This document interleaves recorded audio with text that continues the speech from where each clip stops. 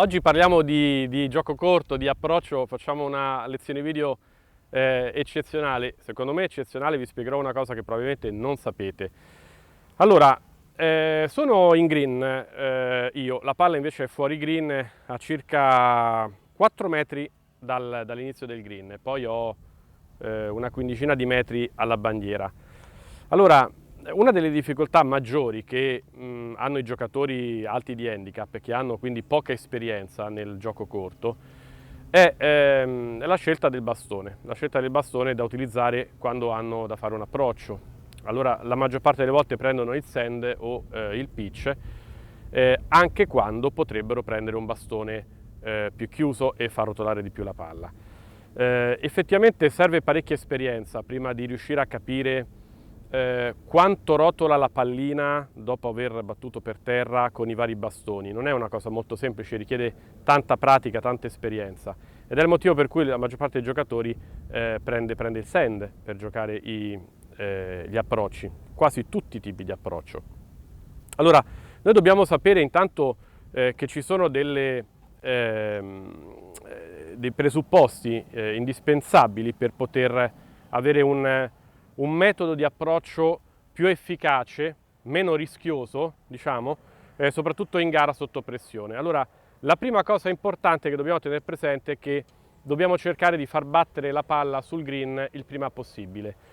Che cosa significa? Significa che se prendiamo per esempio come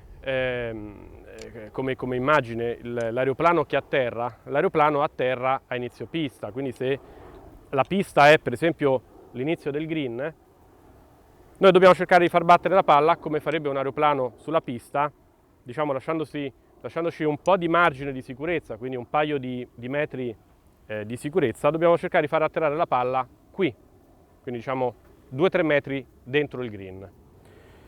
E poi far rotolare la palla fino ad arrivare alla bandiera, quindi dobbiamo cercare di sfruttare tutto il green che abbiamo a disposizione. Perché non far battere la palla più avanti? Beh, è inutile, perché noi sappiamo che meno swing facciamo, cioè più piccolo è il movimento che noi faremo e più abbiamo probabilità di essere precisi sia in termini di direzione che in termini di potenza del colpo, quindi capacità di dosare la forza, ma soprattutto in termini di ripetitività. Meno swing facciamo, più siamo sicuri di essere precisi e quindi di non sbagliare. Quindi il metodo è sicuramente più efficace. Quindi far battere la palla prima sul green è meglio che farla battere dopo. Bene, questa è la prima cosa importante. Quindi noi stabiliamo sempre di far battere la palla inizio green, lasciandoci ovviamente un piccolo margine di sicurezza, no? Esattamente come fanno gli aeroplani quando atterrano. Quindi è vero che la pista inizia qua, però io, immaginando di far battere la palla qui, se sbaglio il colpo e rimango leggermente corto, batto comunque su una superficie bassa, quindi sul green. Molto importante, io quando faccio lezioni ai miei allievi mi rendo conto che nell'approccio loro ovviamente immaginano il punto dove deve fermarsi la palla, cioè vicino alla buca, ma non immaginano mai il punto dove deve atterrare la pallina, cioè non pensano mai a dove deve atterrare. Invece in questo modo, con questo esercizio qui, noi impariamo anche il punto dove batte la palla e soprattutto quanto poi rotola in base al bastone che abbiamo in mano. Allora, a questo punto noi che cosa facciamo? Applichiamo la regola del 12, che adesso vi spiego ed è molto interessante, molto divertente, per scegliere il ferro giusto, perché noi abbiamo capito dove dobbiamo far battere la palla, cioè inizio green, qui 2-3 metri dentro il green, ma non sappiamo quale bastone è giusto, quale bastone ci serve per far battere la palla qui e farla arrivare sulla bandiera, perché noi potremmo per esempio prendere il sand e far battere la palla qua, ma con il sand molto probabilmente non riusciremo ad arrivare fino alla buca perché la palla rotolerà molto poco. Quindi dobbiamo sapere quale ferro utilizzare per far battere la palla qua dentro al cerchio e farla arrivare laggiù. Bene, allora a questo punto la regola del 12 ci viene in nostro aiuto e ora ve la spiego. Dunque, cominciamo subito. Contiamo i passi dalla pallina, da dove si trova la nostra pallina, al punto dove abbiamo messo il cerchio, quindi al punto dove noi vorremmo far battere la palla sul green, quindi diciamo 2-3 metri dentro il green. Allora contiamo 1, 2, 3, 4. Sono 4 passi dalla pallina al punto dove la palla deve atterrare sul green. A questo punto conto quanti blocchi da 4 passi mi mancano da qui, cioè dal punto di atterraggio, alla buca, a dove si deve fermare la palla. Quindi conto quanti blocchi da 4. 1, 2, 3, 4. Primo blocco. 1, 2, 3, 4. Secondo blocco. 1, 2, 3, 4. Terzo blocco. 1, 2, 3, 4. Quarto blocco. Allora ho contato 4 blocchi da 4 passi, dal punto di atterraggio alla buca. A questo punto io al numero 12, a questo numero magico, il 12, vado a sottrarre il numero di blocchi corrispondenti, quindi 4 blocchi, da dove è atterrata la palla, da dove deve atterrare la palla, alla bandiera. Quindi andrò a fare 12 meno 4, quindi 8. Ferro 8. Andrò a giocare il mio ferro 8, cioè il ferro 8 è il bastone il bastone giusto che mi permetterà di far atterrare la palla esattamente 2-3 metri dentro il green, qui dove io ho messo il cerchio, e mi permetterà di farla fermare sulla buca. Che cosa significa 12? Beh, molto semplice, il ferro 8 è il ferro 8, il 9 è il 9, il 10 è il pitch e l'11 è il sand. Quindi andremo a vedere in altre situazioni più tardi che potrà capitare che in questa occasione abbiamo sottratto 4, perché erano 4 i blocchi dal cerchio alla buca, quindi 12 meno 4 è 8 e quindi ferro 8. In altri casi abbiamo 12 meno 2, cioè solo 2 blocchi e quindi viene fuori pitch, ma adesso andremo a fare degli esempi e capiremo meglio come funziona il metodo del 12. A questo punto, a giocare il mio colpo, sposto leggermente il cerchio per evitare di colpirlo. A questo punto vado a concentrarmi esclusivamente sul punto dove deve battere la palla. Non penso più alla buca, non penso più alla bandiera, non ne ho più bisogno, penso solo a dove deve battere la palla, cercando di colpirla bene. Ok, la palla era un fantastico approccio che ha preso la buca. La palla era colpita bene, ha battuto esattamente dove doveva battere e poi ha rotolato verso la buca. Ne facciamo ancora un altro. Vedete che a questo punto è sufficiente concentrarsi sul punto dove la palla deve toccare terra e poi questa rotolerà verso la buca. A quel punto il ferro 8 mi ha permesso di fare poco swing, poco movimento rispetto a quanto avrei dovuto fare magari usando un sand, perché chiaramente con il sand non avrei potuto far battere la palla qui inizio green, avrei dovuto farla battere più avanti perché non avrebbe rotolato come rotolava il ferro 8. 12 meno 4 appunto, 4 blocchi da 4 passi. 4 passi erano i passi dalla palla al punto di atterraggio. 12 meno 4 è 8, quindi ferro 8. Adesso andiamo a vedere altre situazioni in modo tale da capire, prendere un pochino confidenza con questo metodo qua, che secondo me è molto molto utile per imparare a capire quale bastone utilizzare e come sfruttare il green che abbiamo a disposizione per far rotolare la palla. Allora, vediamo quest'altra situazione.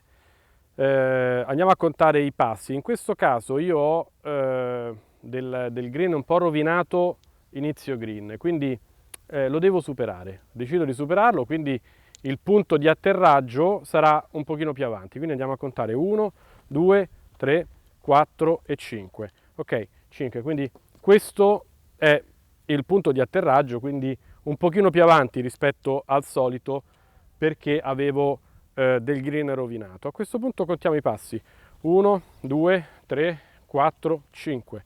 1, 2, 3, 4, 5. Sono 2 blocchi da 5 passi dal punto di atterraggio fino ad arrivare alla buca, quindi 12 meno 2, 10 in questo caso, quindi andrò a utilizzare il pitch. Se non avessi avuto questa parte di green rovinata, avrei potuto far battere la palla un pochino prima e quindi magari anziché il pitch avrei potuto utilizzare il ferro 9 magari e far battere la palla un pochino prima, ma in questo caso ho deciso quindi di evitare di far battere la palla in quel punto là. A questo punto vado a spostare il mio cerchio e vado a giocare il mio pitch, quindi ho perfettamente in mente il punto dove deve battere la palla. A questo punto la cosa importante è solo farla uscire con la giusta velocità.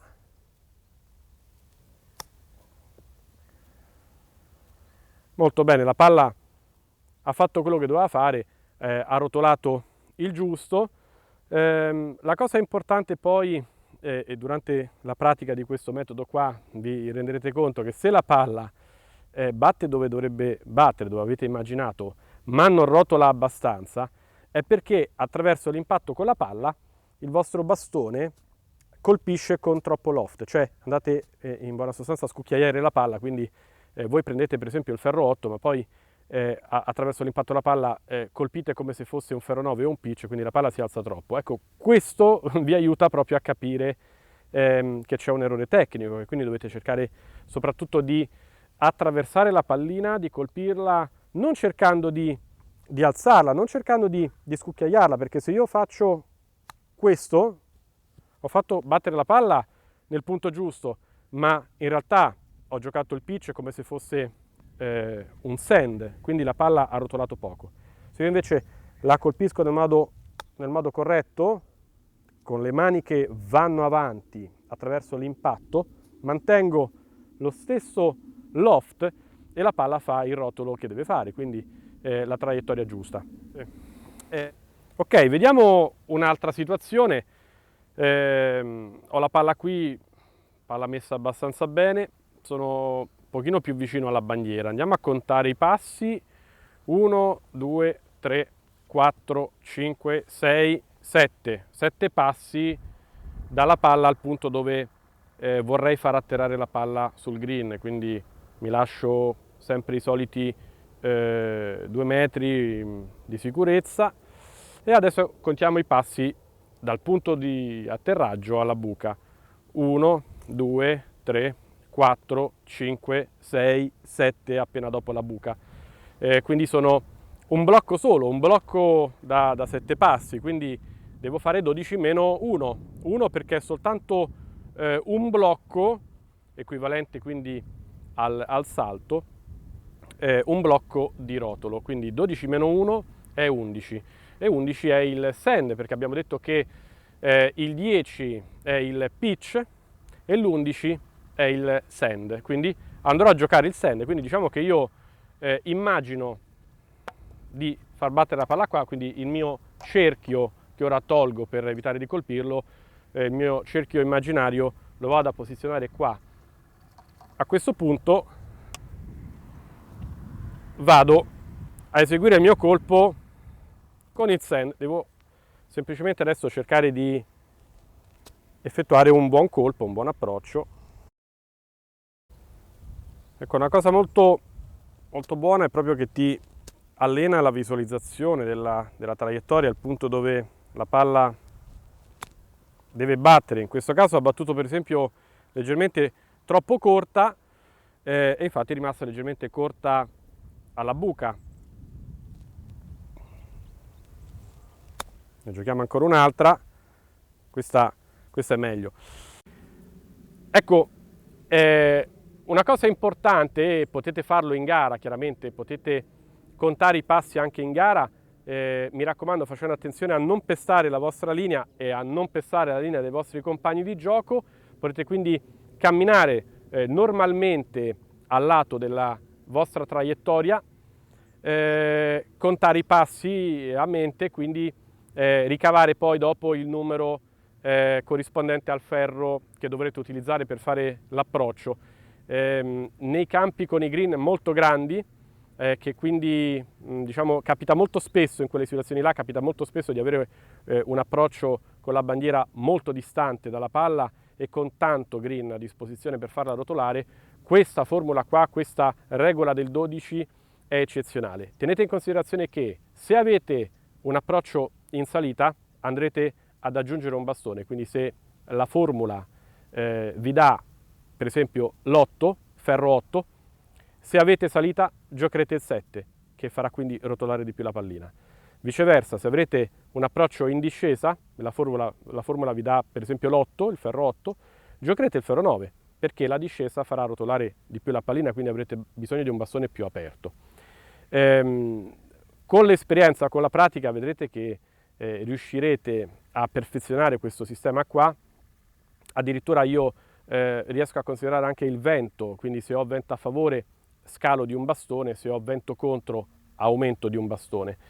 Ma la cosa importante non è tanto essere così precisi come magari posso esserlo io che utilizzo questo sistema da sempre, ma è importante avere un'indicazione se giocare il sand, per esempio, giocare il ferro 8 o giocare il ferro 6, insomma questa è la logica, insomma la cosa importante che dovrete imparare, quindi provatelo, sperimentatelo, sono a vostra disposizione se volete lasciare qualche commento, qualche precisazione, se qualche cosa non è chiara insomma, su questo argomento qui.